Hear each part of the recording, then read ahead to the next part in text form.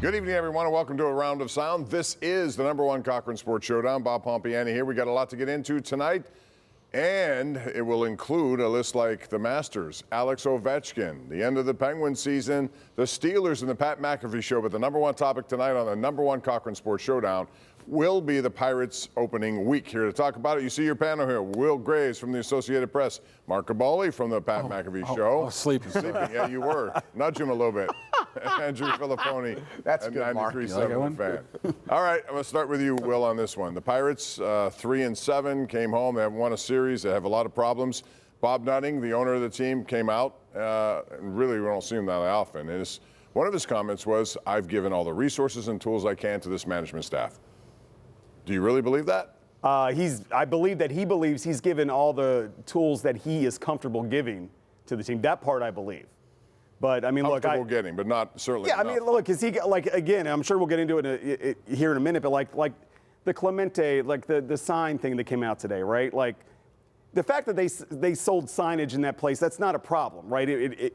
Because they say they need money, but the problem is when you don't raise payroll. Like if they were paying Paul Goldschmidt to play first base, $12.5 million, and you charge somebody $500,000 to put a sign up all year, people are not going to complain that Roberto Clemente's number is not in that spot. It is, by the way, still on top of the ribbon board right above the wall, as it has always been. So, like, some of this stuff was... Yeah, and it's called the Roberto Clemente wall. Right, I mean, but, like, like they got Paul Skeens, we're talking to him yesterday. He's 22 years old. He's got to be a mouthpiece for the organization. We're asking the one guy that is, like, the truth, like, he's the best player on the team by a wide margin.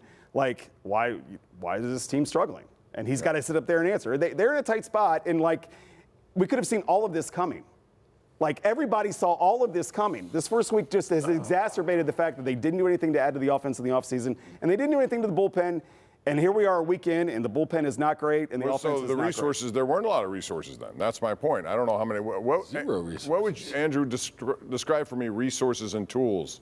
Well, see, this is uncomfortable now because I feel like if I take up too much time, he's going to fall asleep next time. So I need to be very concise and not be repetitive because apparently if you say the same thing over and over again, you get drowsy.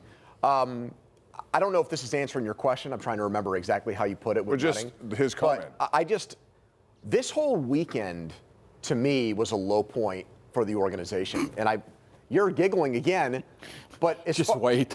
As far as the way that people voiced and expressed their frustrations and anger with them, I felt was unprecedented. I mean, you were at a game 30 years ago where people threw chicken on the field. Yes, that was a totally different situation. This was about people, I think, being fed up with the fact that, okay, you have Paul Skeens. It's year 6 of a rebuild. When the rebuilds start, you say at some point you're going to start investing. And this was a year everybody had circled and it didn't happen. So when it doesn't happen, people look for things to be agitated and angered about, a la what happened with the sign in right field, I think. Yeah. I mean, I give the fans credit, showing their frustrations like that. But the problem is nothing's going to change. You don't show up to games. He's just going to lower payroll next year, right? You have banners up there. He doesn't care. You have pictures of him sitting on toilets, people holding up. They're harassing him in the concourse. I thought that was your kid. No, it could have been. It's just not going to matter, and that's what makes it so frustrating. This is a guy that I've seen before in A30 of Southwest Airlines looking for opening seating, and he's a billionaire. So nothing's going to embarrass him. You're not going to embarrass this guy into changing what he is. It's just what you have to accept it for what it is right now. Give him all the credit in the world for booing him doing what they're doing, but the guy's not going to change. The other comment, or the other thing I took from that comment was, here, gentlemen, that it seemed to me like it's an indirect indictment of what the management staff has done, meaning Ben Cherington and Derek Shelton. He said, I've given them all the resources and tools. Is that a shot at them, and does that mean they have to be on high alert here, or should they be on high alert? They should be on high alert. I mean, I certainly think, like, if they didn't win the Skeens to start, in Tampa Bay, and they somehow lose this game today and they're 1-9, I mean, was I prepared to write Derek Shelton is fired, like, sometime this week? Yeah, I was, and still maybe sort of am. Right, but then again, Bob's not going to pay guys to not work for him. Like I went up to touch. He did it with Clint Hurdle. He did with Hurdle and Hunter. Well, for one day, right? I mean, he literally didn't manage the last game of the season. And I went up to Kutch after Friday. I said, Kutch, you've been part of a lot of opening days, and it's supposed to be celebratory. It's supposed to be a good time. You've seen bad crowds. You've seen rough nights. And he said, look, it's not the players' fault that management made the decisions that it's made. We're going to try to get ourselves out of it. It kind of is what it is. And that's your franchise icon saying, we sort of know where we're at and we're sort of stuck here. The problem is you can change general managers, you can change managers, whatever. The bottom line is they just don't have the talent to compete. And you saw that from last year. But that's you can arguably that's say their responsibility to bring in the talent, to draft off it. Of what, though? Peanuts? Well, no, if you're going to be that kind of small market team, don't you have to have success in the draft and developmental stages? And they haven't. Well, how did they get Henry Rodriguez? Yeah, They've combined them. It's a non-hitting catcher, first baseman, designated hitter. What I'm saying is they were trying to save money in that. It's always about the money. And if you don't have the talent, you can arguably say this team is worse than last year's team, at least talent-wise. And with Skeens, like you said, 22 and in the prime of his career heading to it, that shouldn't be the case. Well, I do think that the issue for the GM and the manager is that other teams on shoestring budgets have won.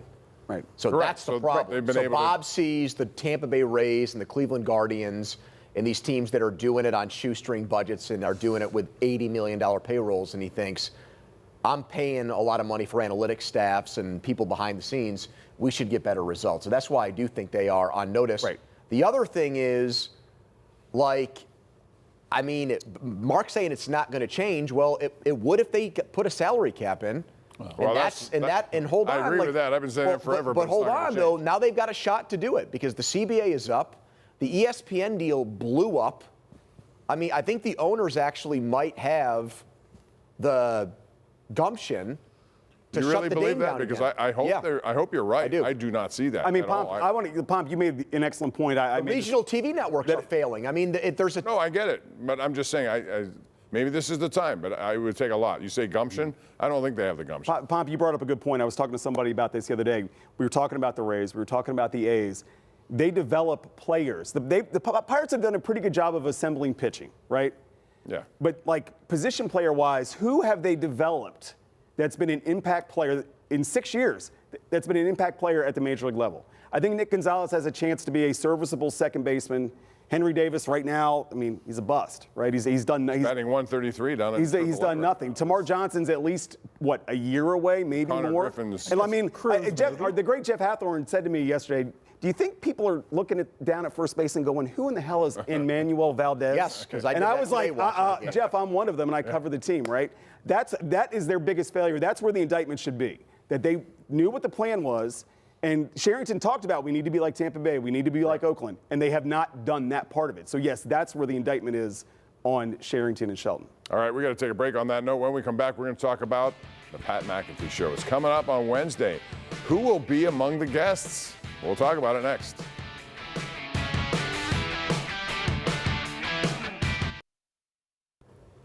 All right, we're back talking about this week. Sooner or later, we're going to have a draft. And the question will be, is Aaron Rodgers the quarterback along with Mason Rudolph when that draft occurs or not? Mark Kaboly, you're on the Pat McAfee payroll. Pat McAfee's coming to town. 20,000 people will be there on Wednesday night. Many people suspect that Aaron Rodgers will be there too. Yes or no? Will Aaron Rodgers be there, and will he announce he's signing with the Steelers on Wednesday? First of all, I have no clue. Number two is, I think it would be to be determined right now. This is why I say this is. You said no on Twitter a few hours ago. Well, I'm You've saying already changed your no, mind. but there's always a back toward to all this. If Aaron Rodgers signs on Monday, Tuesday, or I guess Wednesday morning, then I could see him Well, that's showing different. up. That's I mean, different. will Him he making the announce it? announcement there? Yeah. No. Why?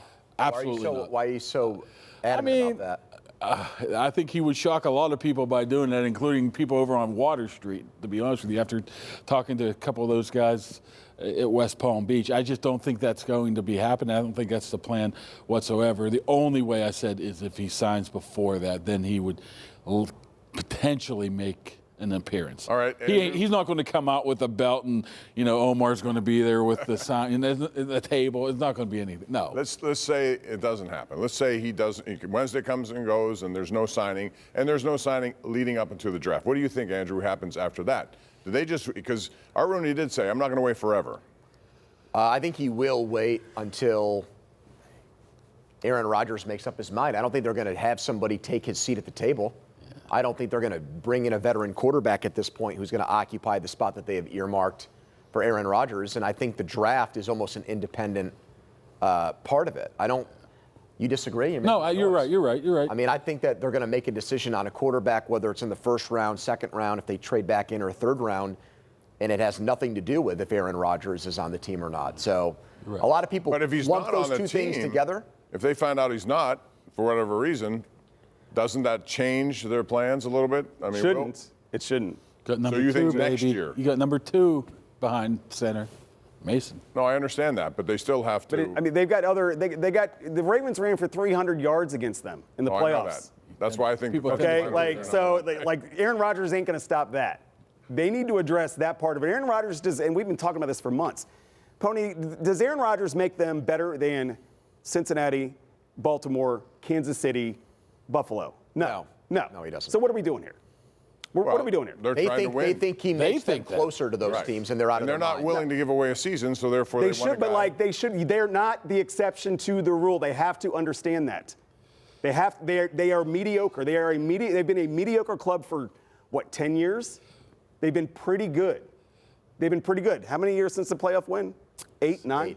8. But they're a mediocre team that wins 10 games a year. Now, in their view, they're thinking, we get above average quarterback play, which is debatable if you get Aaron Rodgers, then maybe we can take that next step and win a playoff game. I'm just telling you their mentality. No, I know. I'm well familiar with their mentality, but like how Can you see that the happening? definition of insanity at this point. I can see him playing well, as long as he gets. You trust that line? No, I mean that's my point. If that line does better somehow, some way, I can see what they would be thinking with him. Yeah. Don't you? They got talent too. They got more talent this year than they did last year. Where? Offensively. Offensively? Yes, offensively. Well, Metcalf alone will bring that up. Yes. Okay, it leads us to that topic now. Andrew, what about that? Because that's still a topic of George Pickens. What will happen to him? I'm still believing he's going to be traded at some point.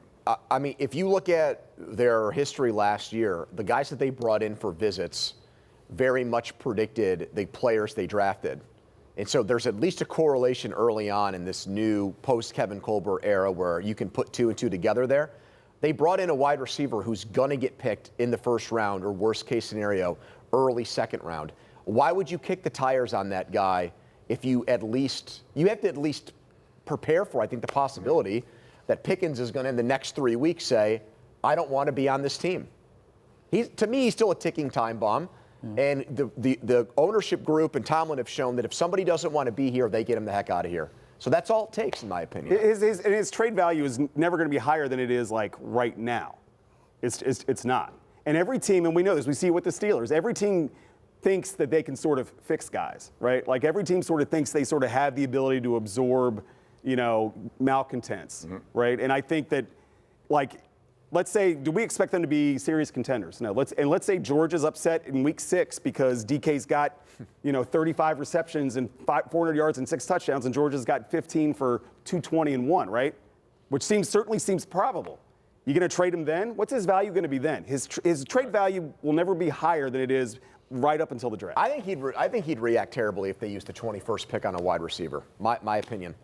Potentially. Right? I mean, potentially. But if I'm the Austin Steelers, stepping up. I don't make the move. I don't say I want to trade him. Now, if Pickens makes that known that he wants out, that's different. I don't trade him because you got a high-level receiver who is making, $4 million this year?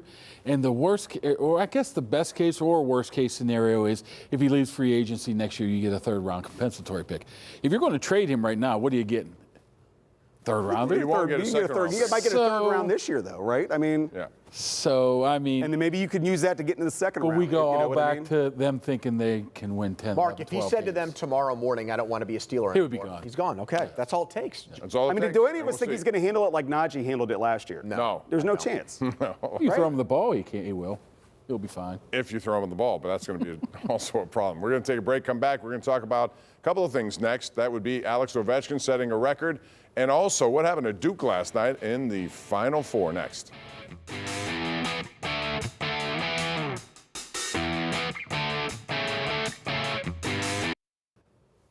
Well, after yesterday, Sidney Crosby hat trick, they beat one of the best teams, I think, a team that could win the Stanley Cup in Dallas. The Penguins lose 3-1. It means they're eliminated.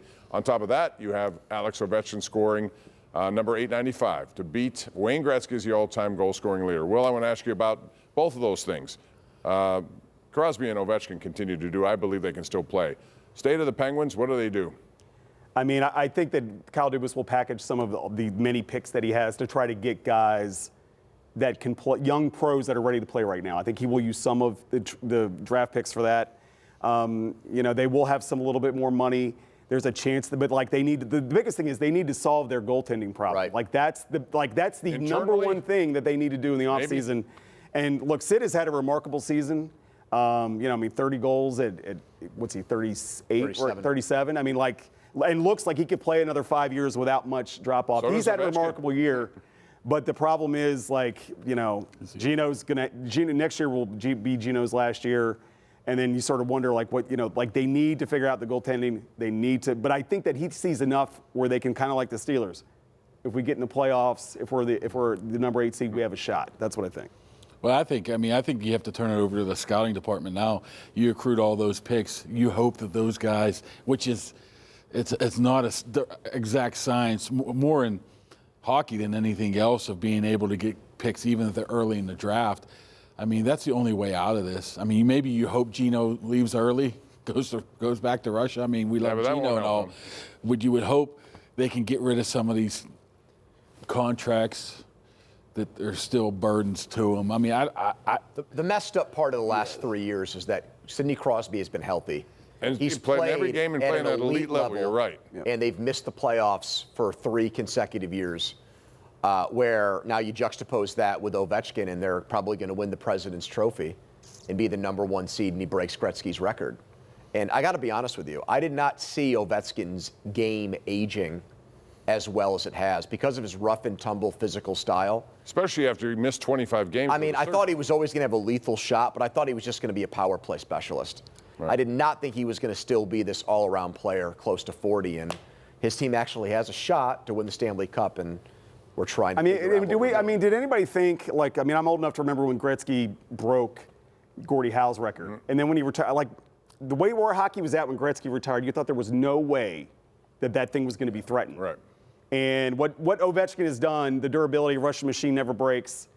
It's remarkable. And look, I said this on Twitter today. You can love Sid and you can love Ovi without having one diminish the other. They're one of ones. They're remarkable talents. Enjoy them while you have them. Exactly. And you'll see Ovetkin in the playoffs. Unfortunately, you will not see the Penguins in the playoffs this year, and that has to change. When we come back, we'll talk about Duke, a loss last night after they had a 14-point lead, and they had a 92% win probability at one point late in the game. Next.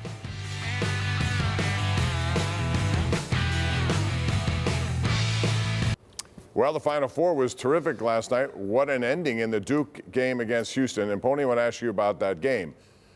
Shire was 79-0 when his team led by 10 at any point of a game. And here they are, a 14-point lead.